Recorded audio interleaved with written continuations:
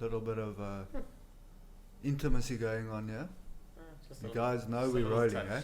Just a little touch. Oh, we got the custom kits.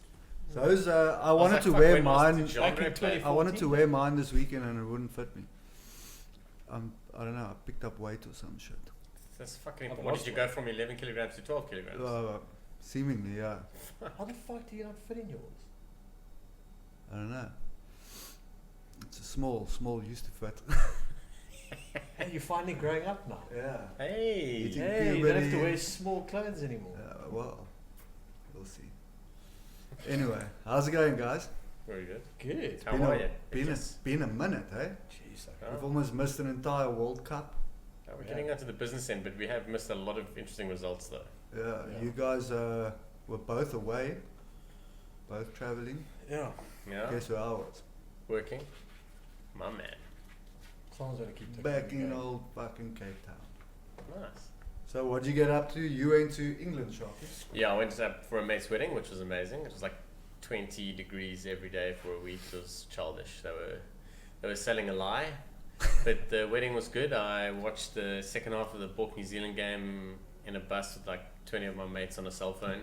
Nice. So it was a bit of a tight one. Keeping it old school. Who gets married on the Bork day? Yeah. Told Bad you planning. shouldn't have gone Yeah. to that wedding. That would have been interesting. It's surprising how often that happens though. Yeah. Like, dude, plan ahead. I missed the Japan game, the one that everyone wanted to miss in 2015. I was at a wedding.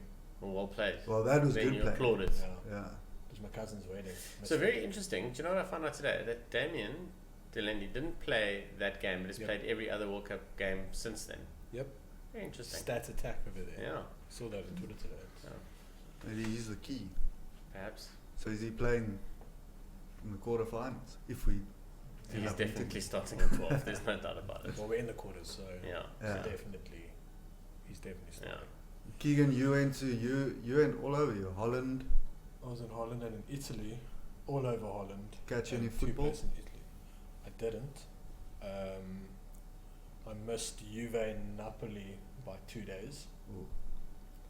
And I tried to get into a Rotterdam PSV game and couldn't get a ticket. It was sold out for like a month. Good old European football. Good old European People football. actually go watch it. Yeah, the stadiums are actually full. Yeah. So I managed to watch everything in the fan bars at least. So That's okay. alright. Get a little bit of atmosphere. Second best. Yeah. Second best. So Rugby World Cup, group stages almost wrapped up. Wrapped up now for the Springboks. Finishing second. I think most of us probably expected second. Well, yeah, it's all hinged on the opening game. Yeah. You know, we're both pretty much going through to the quarters. It was just in first or second was the big question. The same as the Australia-Wales game. Like, I think the sides wanted to win it, but I don't think they were going to show their like full hand for the World Cup because it wouldn't, like, realistically they were going to go through Australia, Wales, South Africa, New Zealand. Ireland were obviously banking on going through, but then they had a little bit of a slip up, so that makes that group very interesting. And then the group of death has actually been pretty easy flowing. I mean, it's England, France, Argentina, but Argentina haven't pitched up, so England, France have cruised through. So it hasn't really been too much. It's probably been the disappointment of the World Cup, that group. Yeah, we we expected so much more from that. Yeah, I thought there'd be. I expected England to be firing the way they are. I think they're pretty methodical. They're going through the processes. They're looking really good at the moment. France are looking good. I was hoping they were gonna come. They're actually also just quietly going about their business, but obviously now with this whole player revolt, Now that how very 2011 of them. 2011, 2010 Football World Cup, 2011 Rugby World Cup, it's all come Yeah. back in 2019. So that's They all. love a good riot in France. Hey eh? man, there's issues with the captain that keeps getting benched, and now they want to stand up against the coaches. Now they actually did it in 2011 World Cup, and then they went on to make the final. Like Yeah, a fair bit of a enough. player revolt. So They have like a 13-man coaching staff at the moment. yeah, and they've got a couple of big personalities with Brunel and Galtier. So, and you got the one coach who's taking over from after the World Cup, and the other one's the current. I can see how Coach how for this the has World gone the Cup. way it has. Yeah. And you got a Sounds like a a recipe for Yeah, disaster. you've got a captain who probably should be playing and then he's not playing, and you've got a prop that's captaining the side, and you can see no one's really interested in him and what he's got to say, and it's a dog show actually. But they're still getting, at the end of the day, they're getting results. Yeah. Or they're getting the results I expected to get. So. Yeah, I think the big one, the big group is the Irish Japan group. That's blowing everything. That's becoming interesting now because supposedly we are, with finishing second, we're supposed to get the more difficult game. the first place. Yeah. But if we do end up getting Japan, is that really more difficult than Ireland, or like how much does that home advantage help them? I think we steamrolled them. I'm gonna be honest with you.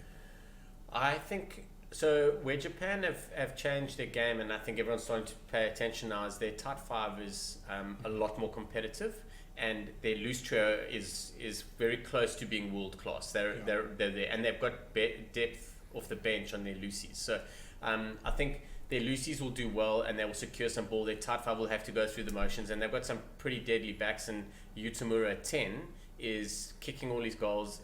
He's doing his job really well, and Kotaro Matsushima at back and on the wing is also in fine form. So I do think we'll win, and I think it would be an incredible game. I just think the story from 2015 and everything coming through to now and everything, it would be great for the country. All fine as long as we win. Don't really care. Who would have thought that we would say there's a lot of history in a game between Japan and makes for South a great Africa? story. Imagine they go on and win their quarter. Let's not imagine that. No, I can't help it, unfortunately. Unless they finish It's second, still a bit raw. unless they finish second in their group, then by all means go on and knock them out. make it into the semis. I think That would be a story. I think with them, like, they need 1 point. Yes, and they're That's playing all they need. against Scotland, who haven't bothered to come to the tournament and are still realistically in with a shot of making. Tomorrow, I mean, they've got 2 games this round, in round 3 now. There's effectively 2 games. They play tomorrow, they play Sunday. Okay? Japan. No, Scotland. Yes, Scotland. They're playing Russia tomorrow. Yeah. And Japan. Ireland played a B side against Russia and beat them 36-0. Yeah. So Scotland, who desperately need to bonus point them, Yes. go and pick a B squad, a total B squad. They make 14 changes to their lineup, which didn't look too great in their last.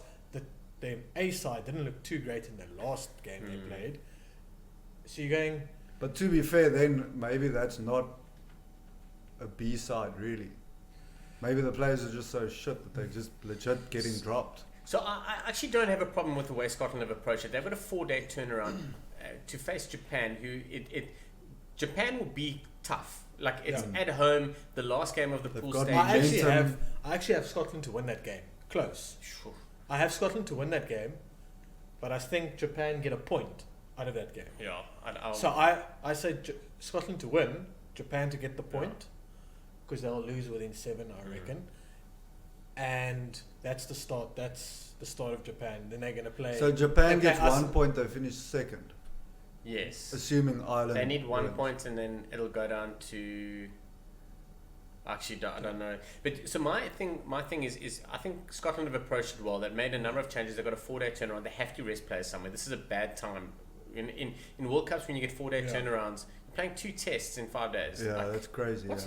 So, but so every I think, side has had to do it. But not everyone. Japan hasn't. Okay. Namely, but I tell you, the big thing is Scotland. Since Hamish Watson got injured, they're struggling with their loosies. They are struggling to get that sort of dominance. So and Japan have never really been the favourites at any game that they've been at, a tier 1 nation game. So now they are gonna be favourites against Scotland if Scotland don't pull a finger tomorrow. No matter what happens with Scotland tomorrow, I don't think they'll walk into the Japanese game as favourites. I think they'll only because of history and because they're tier 1. But unless they score like 110 points and just absolutely dominate tomorrow, which I don't see happening. No, I think I think with Scotland, their biggest thing, their experienced players haven't really fired. And yes, they have picked up injuries before the World Cup, and during the World Cup things haven't looked great. But your Laidlaws, your what's it? Finn Russell, Laidlaw, and Hogg haven't really. I mean, those guys. Even Maitland hasn't really.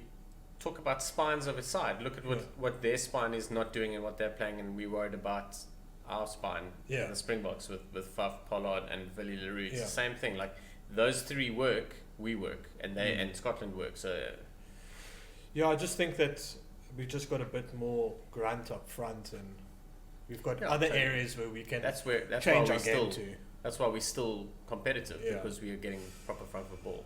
But I think Ireland will steam. Well, they will definitely get a bonus point, and Against who? Samoa. Yeah.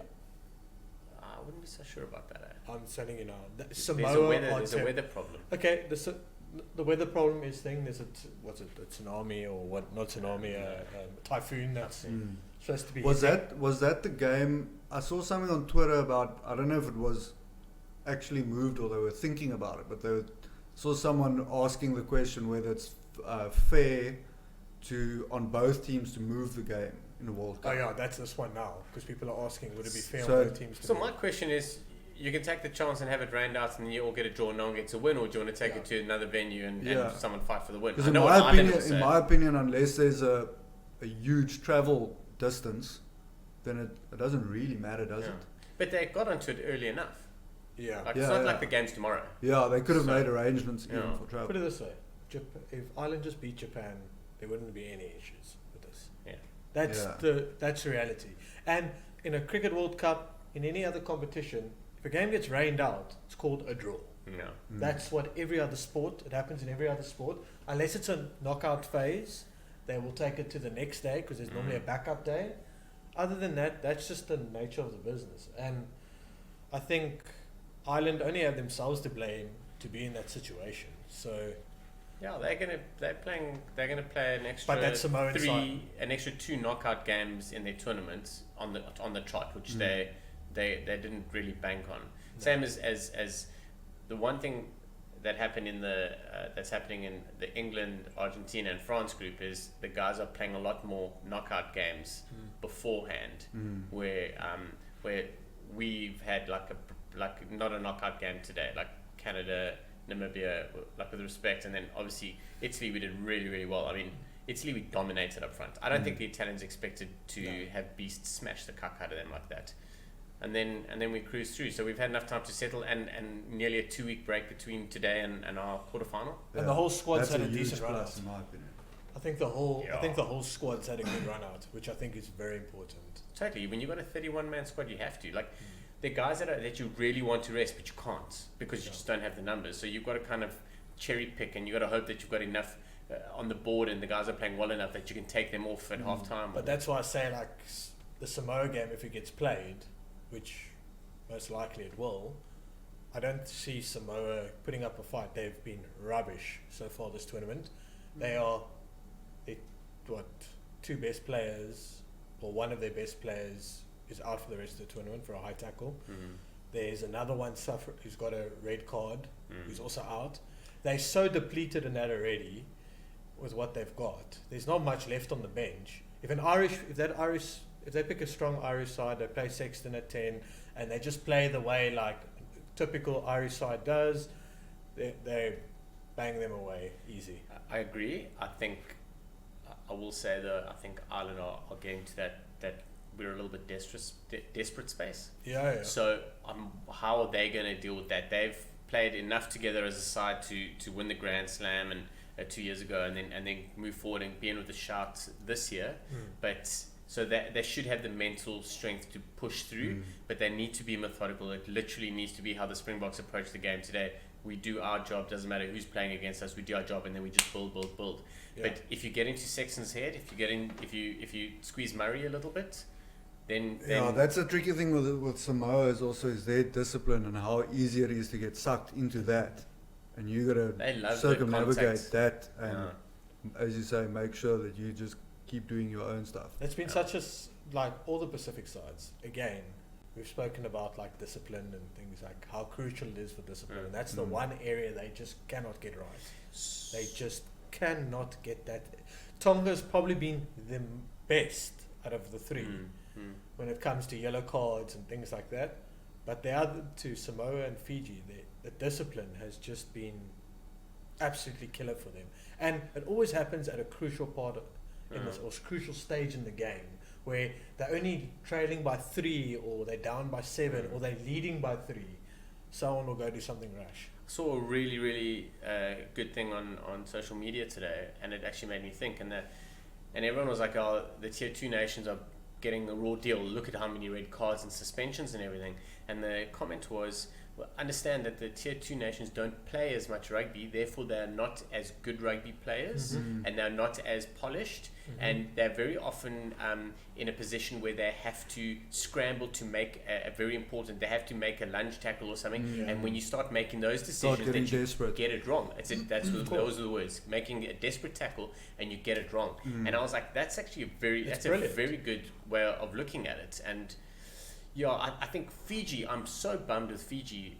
You know, having watched them build up, and they fixed their tight 5, and their slip up against Uruguay killed their tournament, because they were going to go they were going to be in with a massive shot to go to the quarters.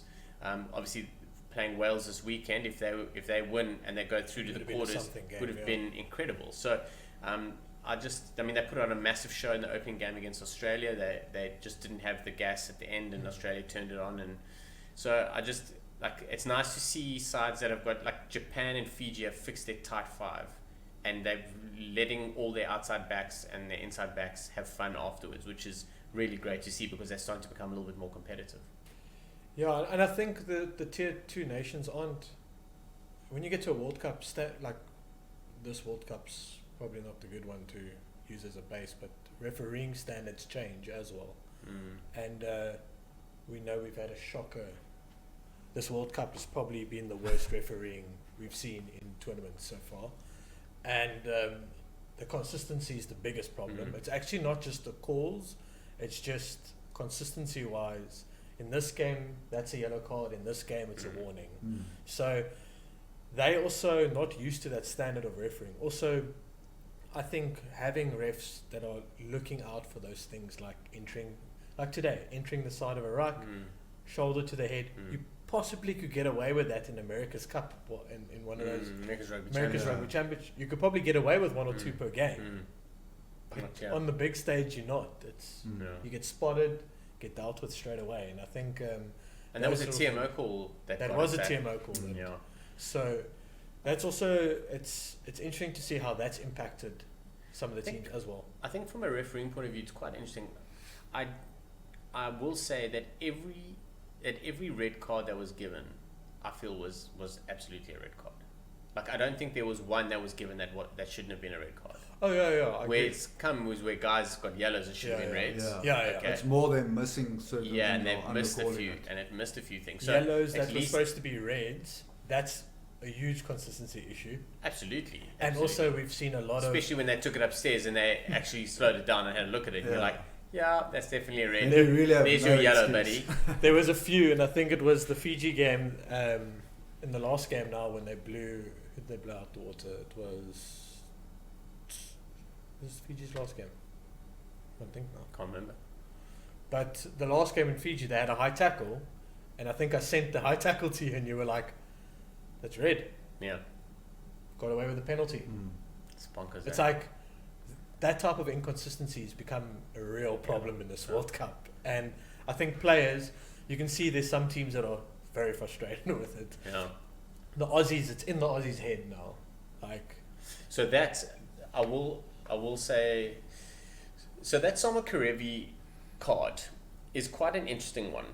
So 100% Reece Patchell comes into contact in a bad space. It's poor tackling technique. Yes. That's correct. But where I understand where he got the yellow card is, by law, you are not allowed to lead with your forearm. So you are not allowed to go into a player with your forearm like this. But what players are doing, especially guys like Karevi, is they're carrying like this. Yeah. And they'll come upright into contact, and as they hit you, they then push you off. So this is your the handoff. Instead of handing off, the handoff is coming from here. But when you push off and when you get that timing wrong, and your arm comes up, and then the guy runs into your thing, and it looks like you're leading with a forearm, But and that's that's the what yellow was a card. slide. It slid from his chest up. It didn't change But the contact point. It was weird because the TMO said he has made contact with the chest and then Slid direct contact with the head. I'm like, that's a little bit contradictory. That doesn't make sense. Like he's Did he do this and then this? So he has made contact and come up, but there was definitely like space between it, so it hasn't slid up the whole way.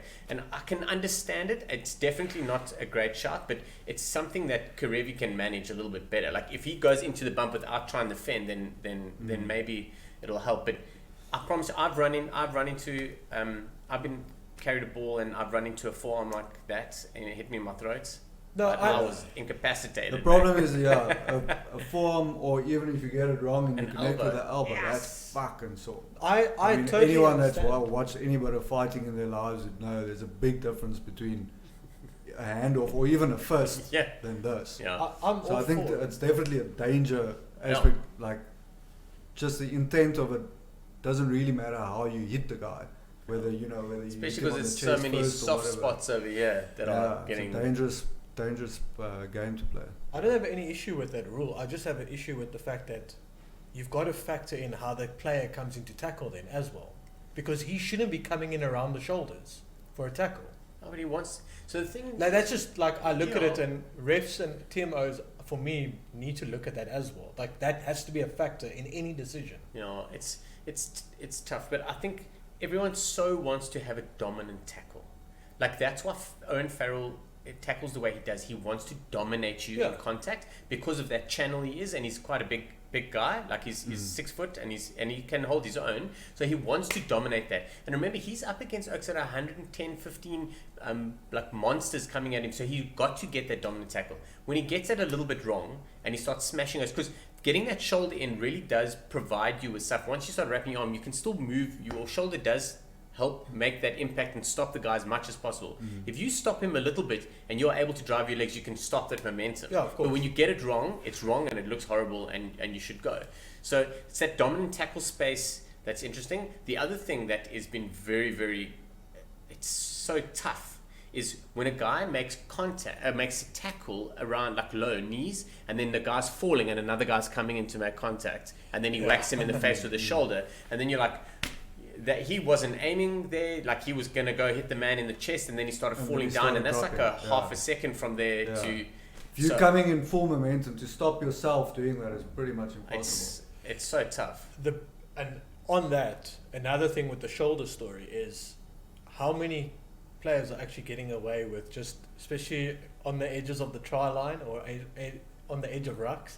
We've seen Sinclair get away with one or two. Sinclair. Yeah, Sinclair. Sorry, he with the nose dive. Yeah, like the grass cutter. Reed's got away with the grass cutter, and that's a blatant shoulder. And those are the guys just amongst the ruck. And when the ball gets popped out, they don't use anything. They just go straight for your legs. That's breaking knee stuff. Right? That's not a concussion. They come but straight that's under a the career neck. and, What we saw, me and John saw against Italy as well was, I can't remember who scored the try, but way after he had put the ball down, the Italian guy came out of nowhere. There's another one today. And just rammed into him. Yeah. And I'm like, dude, you had so much. I mean, it wasn't like serious impact. Yeah. But that's just looking for cuck, and it's unnecessary. And you once had so you much score time that to try, stop you're relaxed. You're not like it's Yeah. like when you pull the trigger, you pass the ball, you chill out, and then someone cleans you Exactly. from the side. Yeah.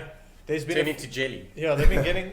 That's something they've been getting away with, like in this World Cup as well. After like off the balls. Yeah, and it's I think- it's like a lot of it. It's small, niggly. I mean, it's nothing serious, but it's shouldn't be doing that. Something like that can just cause chaos. Yeah. Yeah.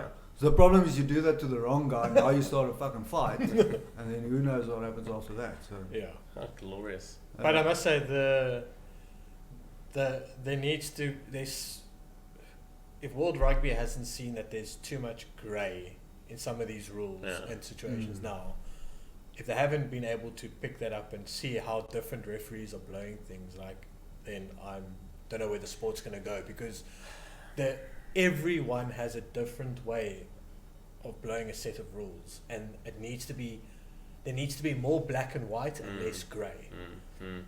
And we actually thought going into this World Cup there was a lot of black and white. If you hit head, it's red. You know, missed tackle. No. But then Now they went clearly- and brought in the mitigating They mitigated circumstances, and yeah. then just all went and then tits the up. and they brought a grey area into it all, and then it just became. Oh shit! dog This show. this is too easy. This is too easy. Yeah. Have some of this. But anyway, that's I think that's really been the talking points. I mean, up until now, it's sad that Yeah, it's sad that there's been so much focus on that. Yeah, there's been a lot of close games and stuff, and that's you'll always find when there's a tight game, and a team loses, their supporters and oaks will be like, yeah, but the ref missed this. And it's always the case. When South Africa go and smash Canada today, was there something that the ref was looking at? Yeah, it was a red card. No one complains about it. Was there other off the ball stuff? Absolutely. There's no ways there wasn't. Yeah. He got a lot. But we won't care about that today because we didn't lose the game by a point. Exactly. You see what I mean? So it's people like to cherry pick what they argue. It's just the French refs, guys. It's just the French refs. To be fair, they've maybe they also they've had a lot of rioting games there. And they'll They've had a lot of they'll big get games. a final as well. They will get a final as well. Well, it depends who's in the final.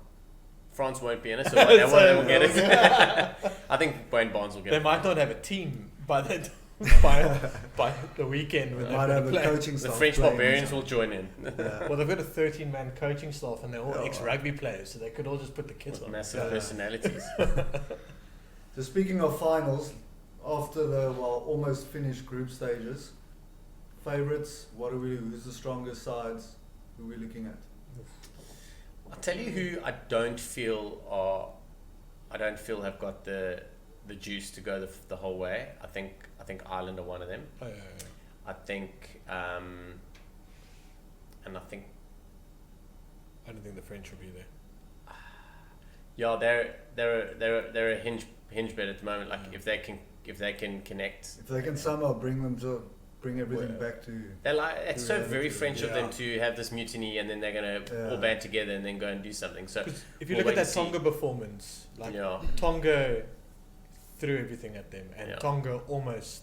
But now everything's out in the open. Like now it's out in the open. The Oaks are now it's not a case of it's a case of. But that's kind of how guys operate though. Yeah. Once it's out in the open, you hit each other once or twice, and you're like, cool. Okay, cool. We Let's have go a have beer, we mates. 100%. So maybe that'll happen. So I think Japan, Ireland, and then France, and then Wales, Wales and Australia, and then maybe South Africa, and I think England and New Zealand, but New Zealand by default. I think England on form are currently the top performing side. I think they're the most comfortable. I think South Africa, if we're looking at like direct form right now and stuff, I think that's how it is. I think New Zealand haven't quite hit their stride just yet. No, but they've looked expect so them good to do it. not having to do it. Yeah. And I think Wales are up there, and I that's the think thing, in our Australia are group, very handy. No one's really had to hit their stride. It was opening game, and then you want to keep everything, hidden away, and then you're going to present later when you really need to win. Yeah. I think England Which could also make it difficult because none of that. I mean, obviously they train it, but none of that's been trained in match day situations. So I think they've been taking portions of it. I think that's the whole plan. Is you take portions, you do this combo, and you do this, and you do that, and you bring it all together at the end. I think England's been good, but I also don't think England's been wow. No, I really don't think. Like, if you asked me players that have been great, standout, like I can name 3 other English lot that have been really, really good, and the rest have been like, But they're playing together as a team, and they haven't looked flustered once. the thing was, what Sharky said earlier was they're just going through their motions perfectly, which is exactly what you want to do now. And now, once you get into the quarters, then you start like one being thing. more flashy. The one thing I was stepping quite up a bit. disappointed. Well, not disappointed. I just I was watching and I was going, they don't really scare me. It was that second half against that Argentinian side that had 14 men. They did not look. They didn't. I didn't sit back and go. Did you watch the South Africans against Namibia in the first half? Yeah. 'Cause we were 10 times worse. No, but still, it's like I'm going. Ooh, not that great. And I just think they've gone through them. I just think the way that they've. Billy's injury is going to be a big thing for them. So there's been no announcement. So he's no got an announcement. ankle thing on. So there's a concern there. I think that's going to be But quite then they've got big. Mark Wilson to play at 8, so that's okay. Yeah, but just that English side is so different. Maka's Billy, coming back in as well. With Billy at 8, it's so different. They do have big ball carriers. Billy does make a massive difference, but I think they'll lose a little bit. I don't think they will lose a whole Also, Billy Vunipola. I'm not too convinced with the Farrell at 12. You know he can play there comfortably, don't get me wrong, but I'm not too sure. They've got options. They can put him at 10. They can run Manu at 12, and they can put Slade at 13.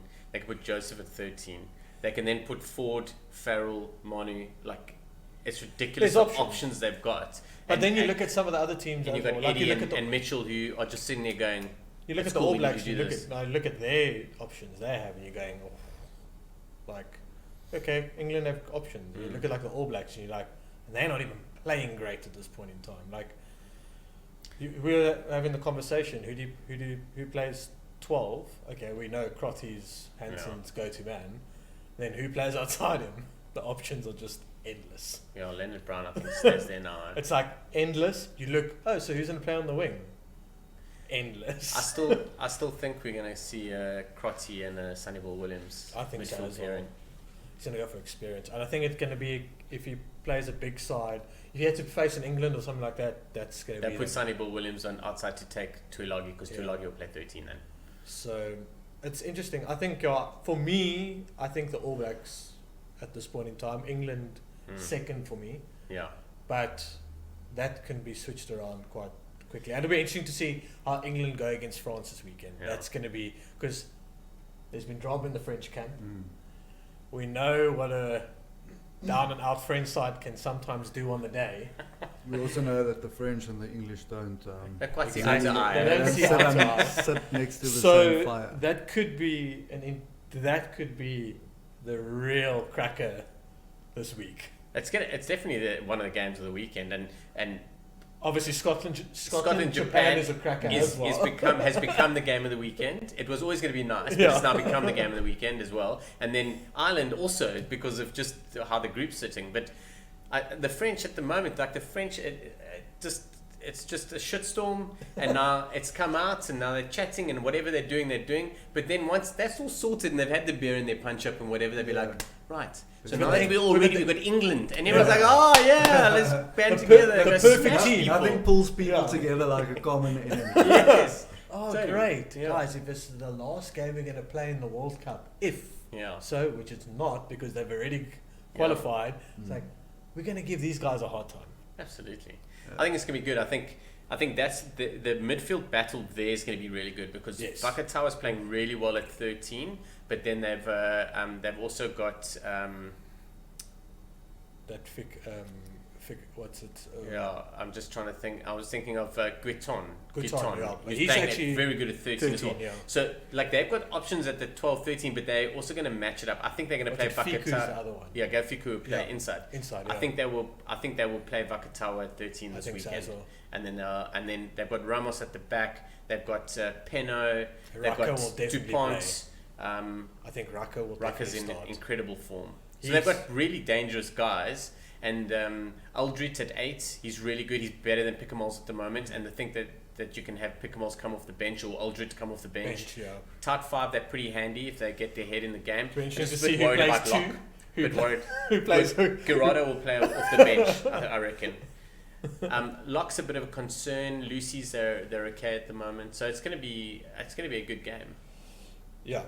There's talks already going around that the English are gonna rest few players, so let's see how. Because then they miss New Zealand in the quarter. No, they miss Wales in the quarter. They play Australia. But I expect them to beat Wales. It doesn't make sense. I don't think they care if they play Wales or Australia. I think it's just to give some guys extra time. I don't think Wales want to play France, to be honest, and I don't think Australia care if they play France or England. So. I think Australia's so pissed off at the refereeing council at this point in time. They actually couldn't give a damn who they play. They like it. They got a bit of dog in them. They like that sort of stuff. They're like, everyone hates us anyway. Yeah, we'll show you. We'll show you. Just give us whoever. We'll play you. And plus, they're going to play Beale at 15, who's flipping deadly at the moment. Nick White's at 9. Well, they picked a flipping strong, like a full strength side for Georgia. Yeah. Like they're not stuffing around. Just giving Oaks a little bit of a run in half time. Yeah. But Georgia's solid up front. Georgia, not the kind of side you want to have in with a shot with 20 minutes to go. I think they want to put them to bed in the first half. Yeah, I think that rather do that than rest the lads. It's almost to Japan. It's almost like that's how you want to play against Fiji. You want to put them away in the first half, and in the second half it's okay. Like the problem is they keep running at you. Yeah, and they're huge. It's like Samoa has been the same problem. Like teams that haven't pitched up the first half against Samoa, it's made it like interesting. Mm, Like, but if you blow Samoa away like Scotland did, in that, Yes. they only won so far. Like you blow them away in the first half, they are clueless on the park. They do not know what. Basically, to do. what we did to Italy. Yes. Yeah. So, and I'm glad we did it, and it's amazing the way that we addressed that and approached it, because that was the perfect way to do it. That's probably one of the Sort most it out. professional performances I've seen from a Springbok side in a very long time. And the first half today. And the first half today was the most ruthless I've ever seen a Springbok side. So there's been. I was really hoping for us to at least double our points in the second half. So we're not. It's a bit of a dig. But we don't have the professional head on our shoulders that when we are dominating someone that we will say, right, let's go through the process, let's have the scrum. Everyone Wants to tap and go and run, and everyone wants to score. Yeah. And then that's what we did against Namibia, and the wheels came off, and then we had to kind of go back on our to shell. basics, yeah. So you've got to build it. You've got to set that foundation. You've got to do your thing. When you do that, the last 20 minutes will double your points for you. That's how New Zealand do it. Yeah. That's how they've always approached I've those always games. said, just keep on doing what you're doing in any fucking sport, because it's obviously working. So why try and overdo anything? But then the guy won't play the percentage because he wants to go now, because he knows that he's got Everyone, the better of you. look, it's understandable in a way, because I also want to score Ego, right? It's a an try in amazing the thing. World Cup, and but yeah. I think for a fact as well, like these closed stadiums are becoming a bit of an issue, Yeah, you spoke to me about it today. and I saw it quite evidently in the Canada-New Zealand game, where New Zealand, it was perfect, going through the motions, wiping Canada off. That second half, it was warmer, it was stickier, nothing stuck. Like, you don't see the All Blacks dropping a ball that's coming straight to them, little things like that. And then after the game, Reid had a little bit of a laugh, saying, you guys, you don't understand, we're sweating before we even come out for a warm-up. So, things like, and I think those little things we have to play does become a bit of a factor. That handling becomes a lot more difficult in the second half in these domes. And you've obviously got a 60 or 50 or 40,000 crowd in, so it's extra, in Extra the heat heat in and- the stadium, yeah. and it does come a bit more difficult. And I think if the more games we play in these indoor stadiums, you're going to see the second half's going to be a lot poorer in every single game. Until someone approaches the game differently and changes it up. Well, I think you need to kick more. I think in the second half, that's where you might want to be kicking more. Your tactical kicking might be more kicking it up, putting the fullback under pressure, putting the wings under pressure. I think that's where your tactical kicking needs to maybe be better, where you've seen sides kick a lot in that first 15, 20 minutes and playing it from there. We haven't really seen second halves where teams kicking a lot more. So, Kicking and chasing. Yeah, so Nick Mallett's actually brought up a really, really good point a couple of days ago. We were talking about Japan and how they are continuously running with hands and keeping the ball out in front of them, and then doing the soft passes, and there's very little carry of the ball in you because of your shirt being so wet, and just like he says, it does change up the way the ball feels and everything. I thought that was quite interesting. He says they take it in so much less. Close to their body, where they're trying to work with their hands a little bit. So that's quite interesting, and something I actually want to keep an eye on them and watch some highlights and see how they work. But it's something that he picked up, and it makes sense. It's plausible. You want to keep the ball as dry as possible. Rassi spoke about something in a press conference. I think it was after the New Zealand game or just before the Namibian game, where he's saying the people that he's been talking to before the World Cup in Japan was saying the humidity factor is obviously going to be big now, and then the last 2 weeks of the tournament, the weather changes drastically in Japan. So humidity and that stickiness starts disappearing, and all of a sudden you start getting a bit of a drier ball. So that will also be very interesting to see if that is the case. If it carries on all the way through, if it's going to be the same conditions all the way through, or if it does change slightly. But also, you never know there with weather there. I mean, you've got typhoons coming in every week. Or suppose the players are being made to work for their money then. Yeah. So guys, before we wrap it up, we got a little discussion point here on Twitter. Let's see, where was that? So, the real Quizera, I don't know how you pronounce that, wants you guys to just touch on bringing Corsi in for Mapimpi. Your thoughts on that? Yeah, so I thought Mapimpi deserved his start and starts over the past. I think if you look at his tackle completion, it's actually quite high and very good. His decision making is not great, which leaves us exposed, and that's what everyone's hating about him at the moment. Is he's coming up and shifting into the inside, into the outside center channel, and it's leaving us a little bit more exposed. So it's a decision-making issue, and I think that he's got a lot better at it, even though it's not perfect. So, and I think he's one of our best finishers we have. I know Colby is, but Mapimpi is incredible. So that was that. And then with the whole thing that happened with Apiwe Dianti, Makazula Mapimpi was the answer at 11. There was no other options. He was in the system already. It made sense for him to put him in there, and then he was starting to smash tries. Sabun Corsi started off his career at the Sharks, his first really good season in Super Rugby. He was left wing, and he had some great numbers, and that's where he made a name for himself. And then I don't know how the process worked in terms of who wanted what, but they shifted him.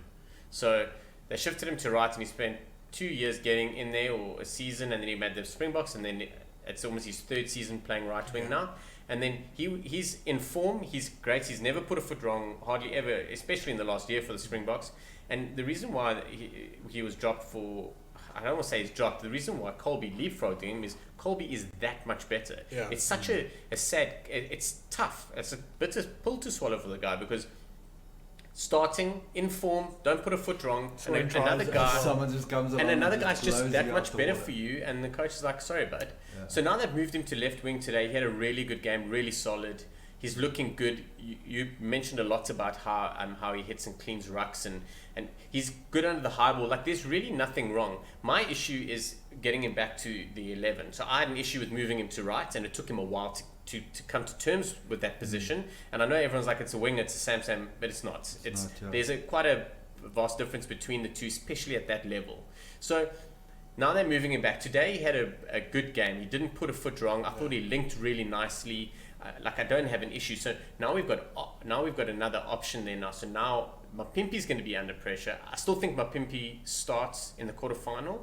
I think Nkosi might be on the bench, and Nkosi can then cover 11 or 14, and Colby can cover 15 if need be. I think Stain will be on the bench, and they can work that. So we've got some options there. But just watching him today, I was quite happy with his performance on the wing, and I'm really glad he got a run, because like I can't stress it enough. Like, how he just didn't make the side is just the most unlucky thing ever. I've never seen a guy on form be leapfrogged by a guy that is just actually so much better, and that's just what happened. And you can't really complain about the reason. That you can just feel sorry for the guy. So is what it is sometimes. Yeah, I think like a lot of South Africans before the World Cup, and we were talking about it. There's a few talking points on here, and we were saying it was looking like Mpimpi and Nkosi were the two wingers, and then I don't think a lot of people realised the form that Cheslin Colby was producing in France, and then everyone thinks, because we don't really follow South Africa, we like to do this. We don't really follow the guys that play out of the country. And then you league bash as well. Yeah, you league bash, but you also don't follow them, Yeah. what they're doing.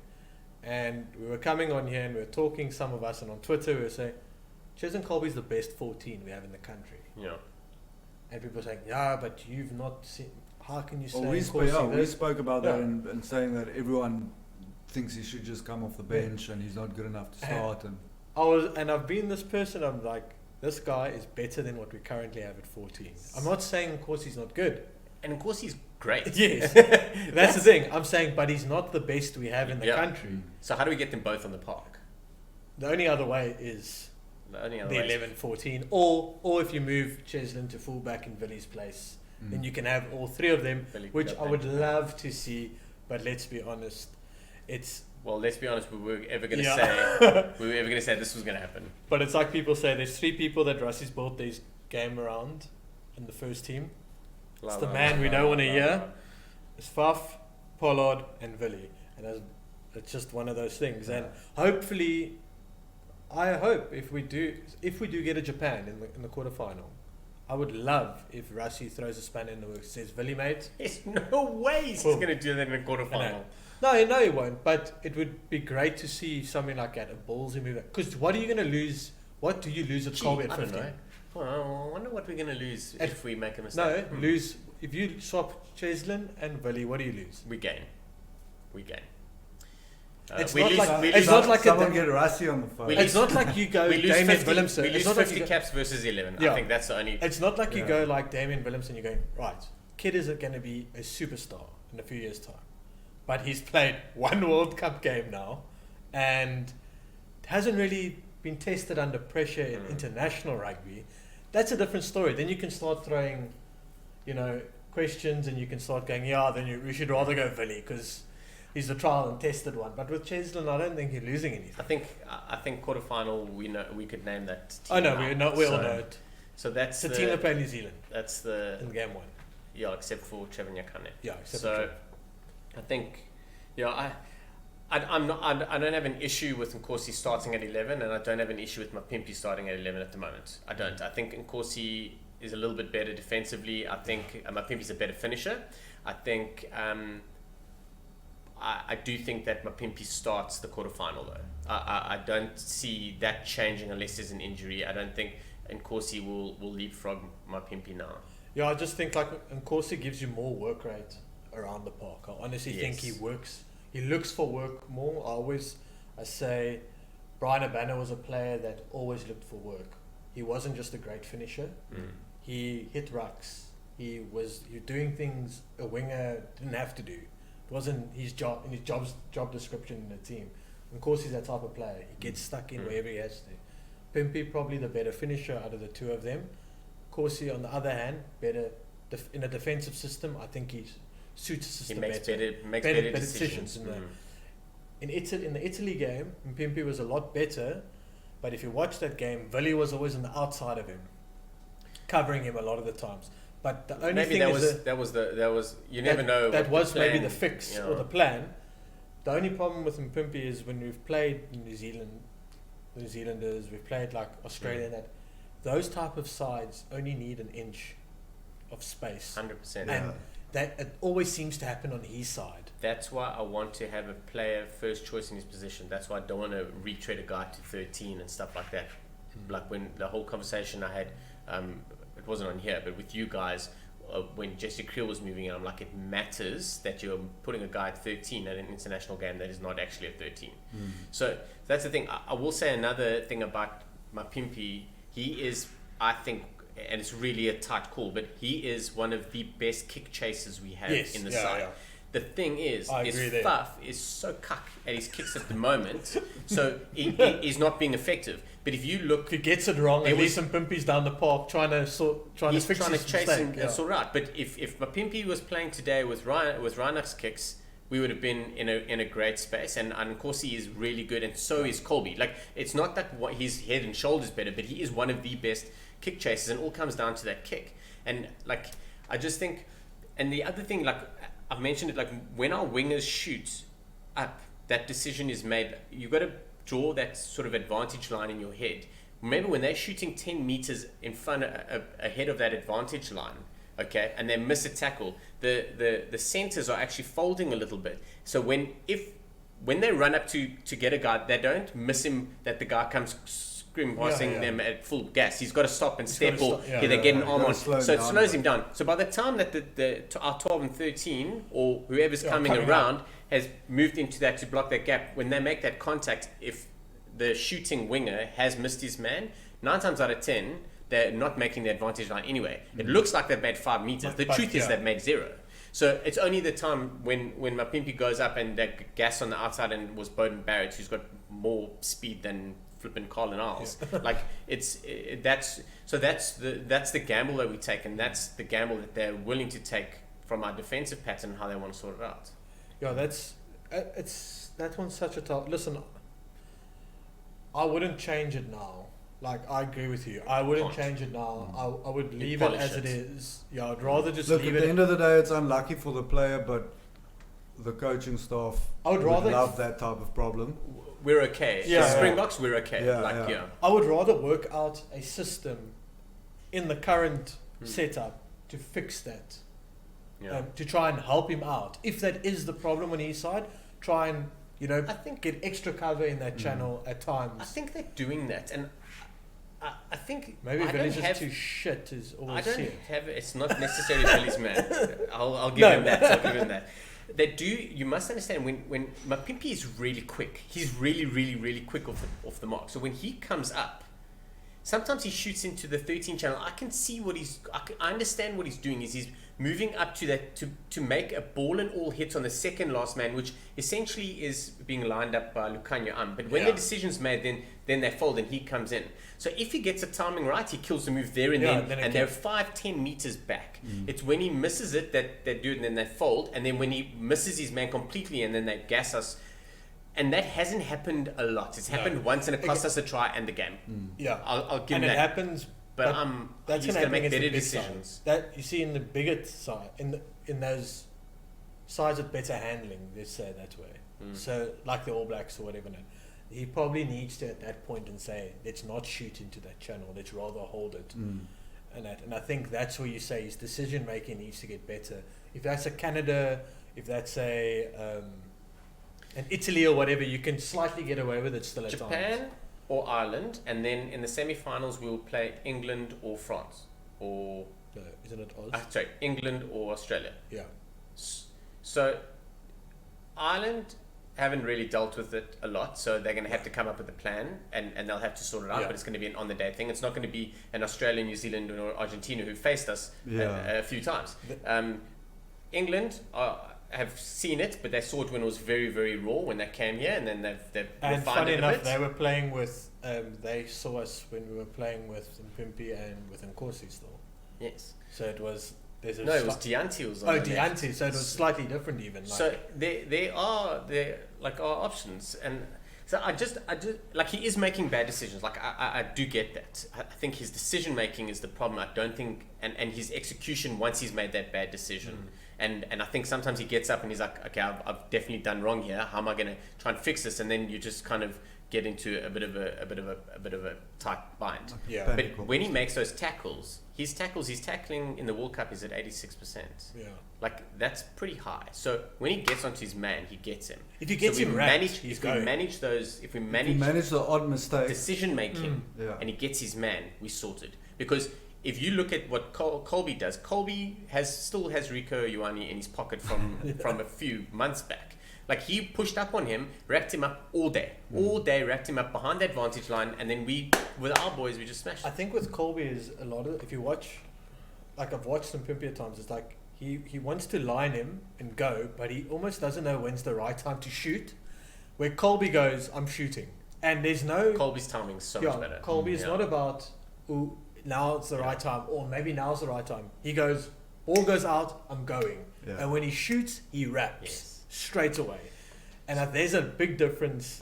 100%. I think that makes Colby look so much better. Totally, And because he's not making the errors that we. Yeah. So I have a theory on that. So Colby is the exception to the rule on what my theory is Mapimpi, Dianti and Nkosi were our wingers that were, when Rassi came into the mix, he says, my defensive setup's going to take 3 years to work. We are now just on 2 years. 2 years, yeah. Just. So we are a year away from the Springboks being 100% with their defensive setup. Okay. Dianti and Nkosi were the guys that were first introduced to it, and they were our guys and our wingers, and they were working, and they got used to it. Mapimpi only came in a year later. Yeah, I did. So perhaps I'm trying to look, perhaps it's me just looking at like all the options and thinking maybe this is an excuse, but he's 12 months behind on learning this process, and that's something that I just wanted to consider and float with you guys. And then obviously Colby is the exception to this because he's been in the system so much less, but the way he executes is second to none. If he doesn't get World Player of the Year this year, I think it's a natural thing. incredible. I think sometimes as well. Like sometimes players just know how to do stuff, Yeah. or they snap something quicker. Other players don't. So and some take it longer makes, to get it makes going. sense what you're saying though with Mapimpi starting 12 months behind. Colby's a great attacking player. We know that he's got a great attacking mind, but I think we don't realise how well he reads a defensive system. And some players and how well he just understand. They just understand that switch. That switch in their brain is so much quicker from attack to defense. Yes. Where some players attack to defense doesn't work too well. Like some players only know going forward. Yeah. Going back is a whole different story. Yeah, the transition. It's and some players know how to do it, but it just takes longer.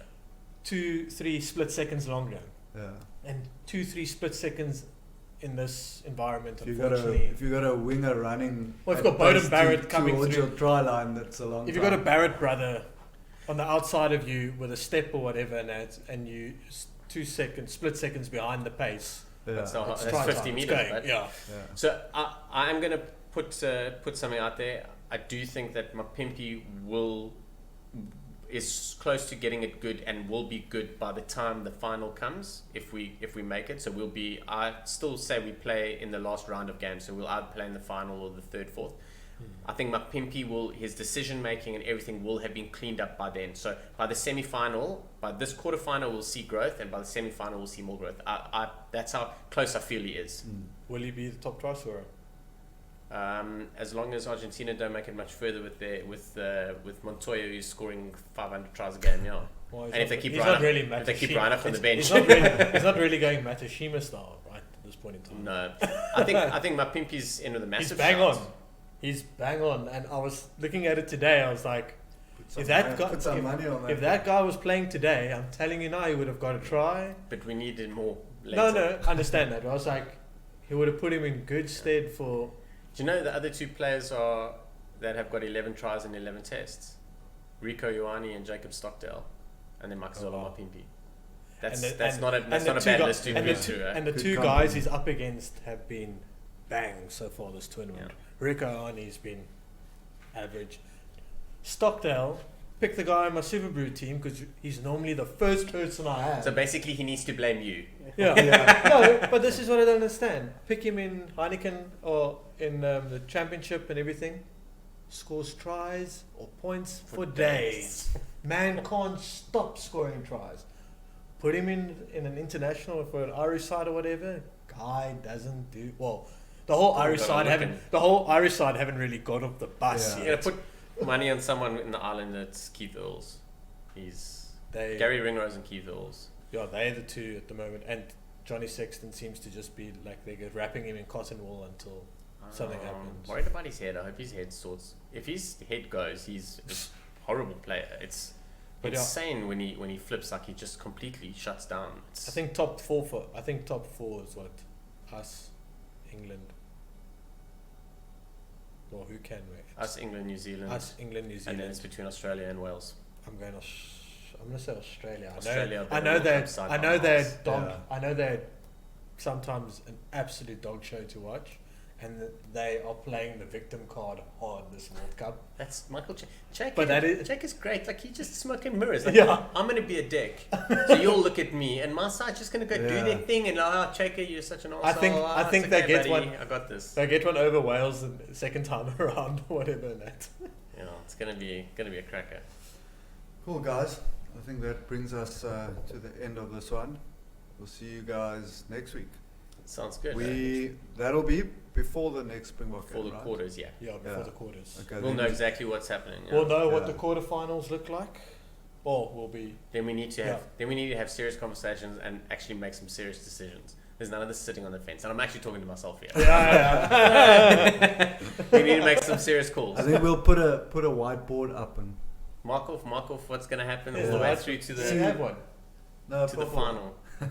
To the final. Yeah, we see how accurate we can get it. I'm trying to think. I'm hoping we get some teams announced by then so we can have some proper.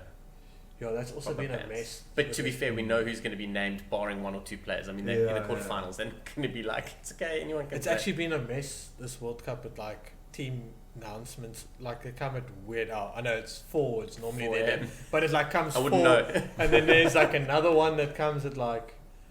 There's a day to go and the teams haven't been announced yet, and it's a bit all over the Between place. 4 and 9 in the morning, they announce the squads. South African time. Yeah. Shocky knows. Yeah. He's the one up at that time. Sounds a lot like my sleeping time. Sleep, what's that? Cool. Thanks, guys. Thank you. That was Cheers, lekker. quality. Cool.